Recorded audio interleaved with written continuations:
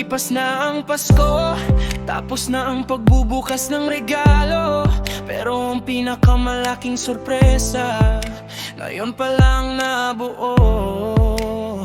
Habang ang mundo ay naghahanda na para sa bagong taon, isang panibagong buhay ang sa amin na inabaon sa puso at isipan. Isang anghel na kay ganda, Disyembre 28, petsang di malilimutan na. Nakita ko ang kapatid ko, may luha sa kanyang mga mata. Isang magiting na magulang, sa hirap ay di alintana. Hawak ang munting katawan, balot ng pagmamahal, ang sagot sa aming matagal na hinihintay na dasal. Salamat sa pagdating, munting pamangkin ko.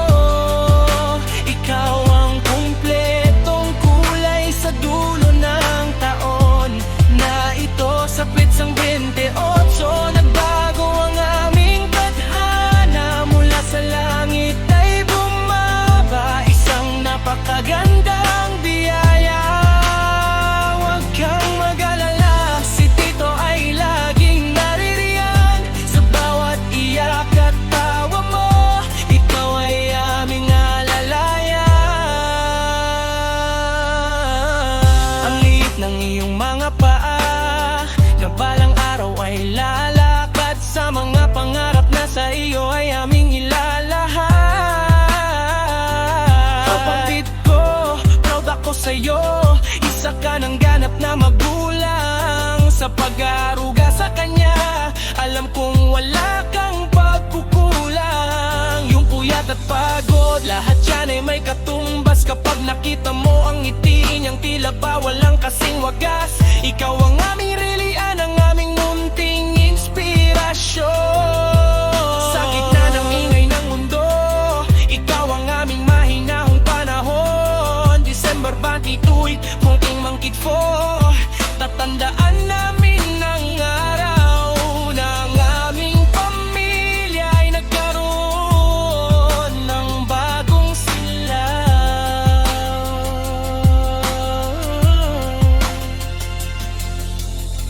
Marami mang pagbabago sa labas ng pintuan, marami mang bagyo ang darating at dadaan. Tandaan mo, munting bata, mayroon kang sandigan, isang pamilyang handa kang protektahan kahit kailan. Welcome to the family, aming munting kayaman. Ang iyong pagdating ang aming pinakamasayang hantungan. Salamat sa pagdating, munting pamangkin ko.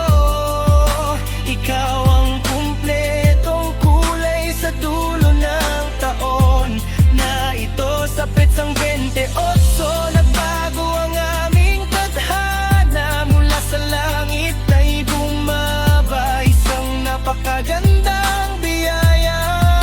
Salamat katiin, maling munting kayamanan ng iyong pagdating ang aming pinakamasayang hantungan. Salamat sa pagdating, munting pamangkin ko. Ikaw ang kumpletong kulay sa dulo ng taon na ito. Sa petsang 28, nagbago ang aming tadhana. Mula sa langit ay bumaba isang napakagandang biyaya. December